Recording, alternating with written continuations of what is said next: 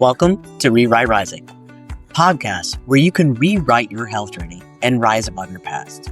I'm Drew, sharing Mindset Mondays to ground and guide you, Thriving Thursdays to cut through the noise and bring clarity to nutrition. If you find these conversations helpful or think someone else would enjoy them too, make sure that you are subscribed. Whether you're tuning into YouTube, Spotify, Apple Podcasts, or anywhere else, feel free to share them along the way. All right, let's get into today's episode.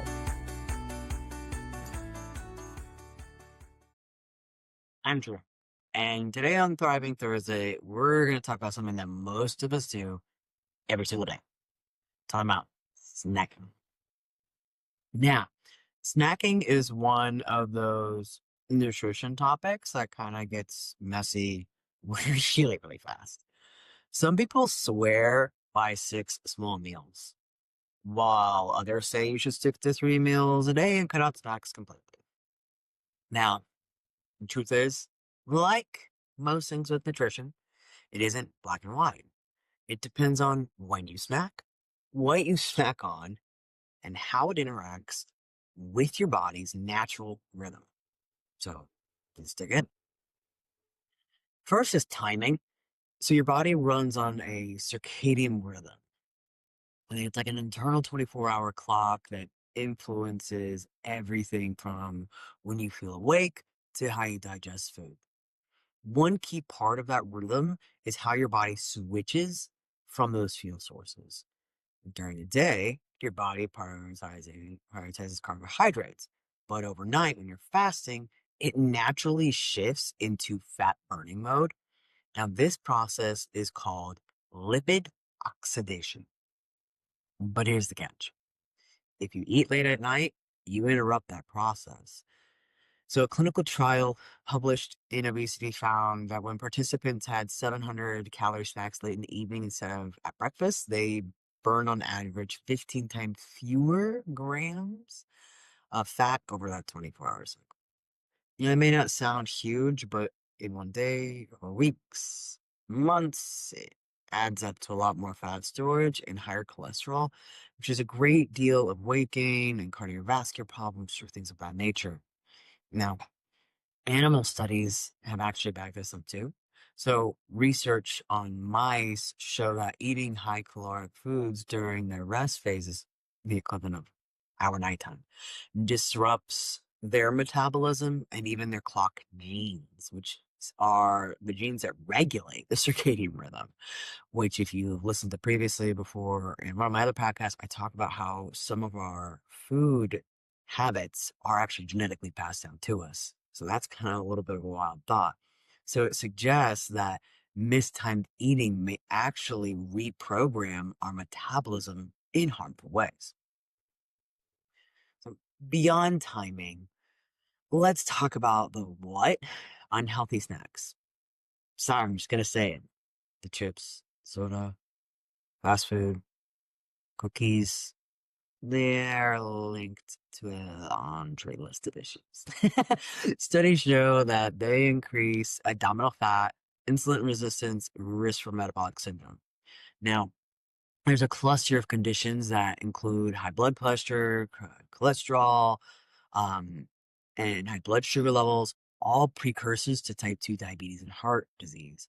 I'm not saying cut out chips and cookies from whatever forever. I mean, I will say cut out soda forever, but that's just me. And same with fast food. But I'm saying like 80% of your snacks should be healthier. Okay.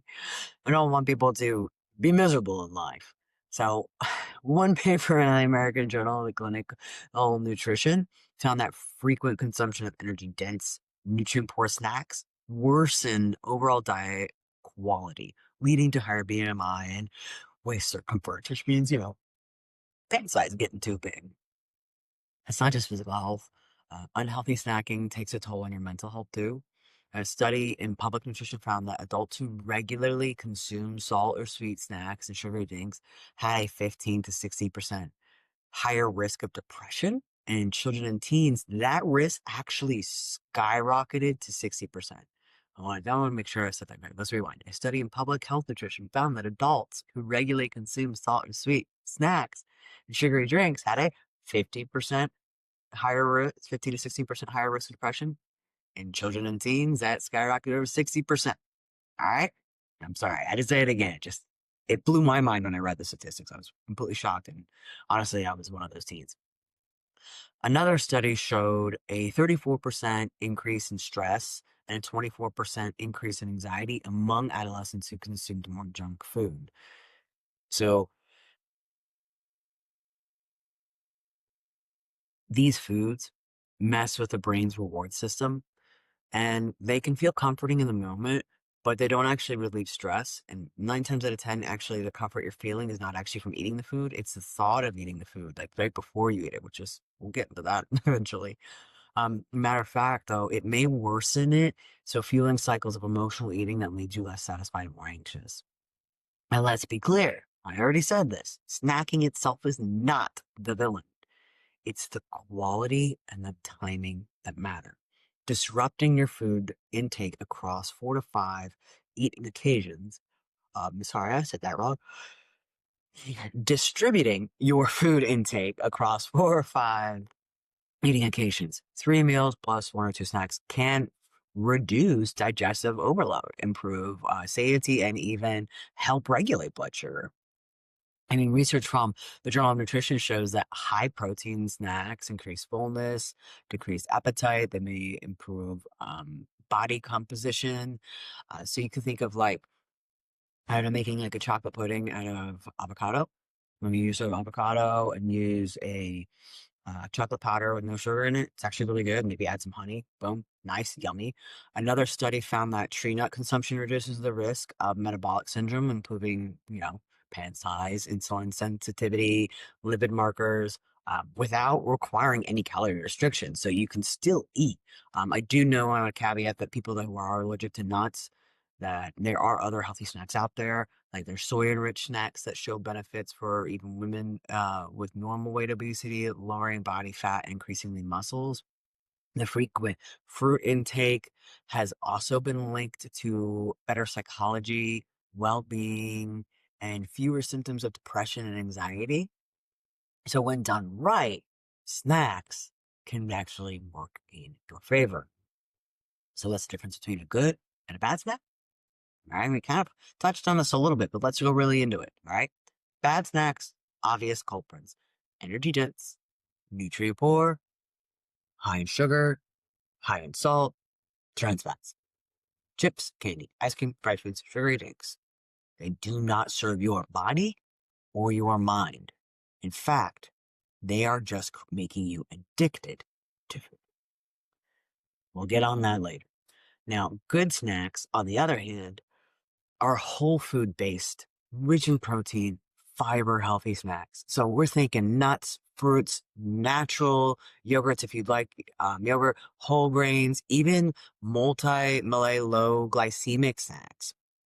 These foods not only satisfy hunger, but also support metabolic health, reduce inflammation, and even improve mood. So here are a few practical strategies to make snacking work for you. Snack by the clock. Avoid eating after dinner and let your body enter its overnight fat burning mode. Snacks for nutrients, not emotions. Again, if you have a hiccup, we don't bully ourselves here. We do not shame ourselves here. We do not guilt ourselves here. We work with ourselves, okay?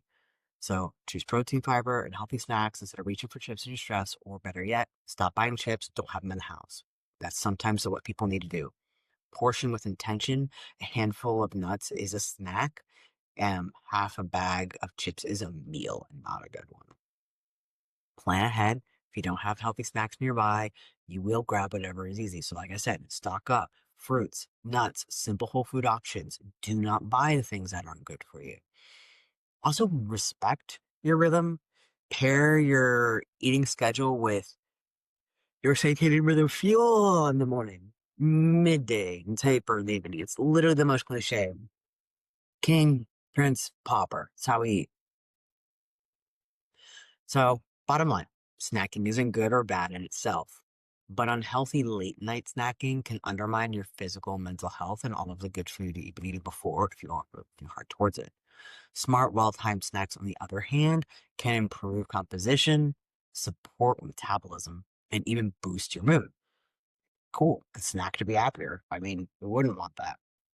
And there are healthy versions of cookies and things of that nature. They do exist. Sometimes you got to put a little bit of work into it, do a little digging, and eventually I will give you some recipes on that. So, like everything in nutrition, it's all about context. Snack with purpose, not by impulse. But I do want to thank you so much for joining me on Thriving Thursday. Now, remember, you don't have to get it all right. You just have to start. Rewrite your health journey and rise above your past. New episodes drop every Monday and Thursday. Okay? And be sure to follow, share, and subscribe so you do not miss what is next.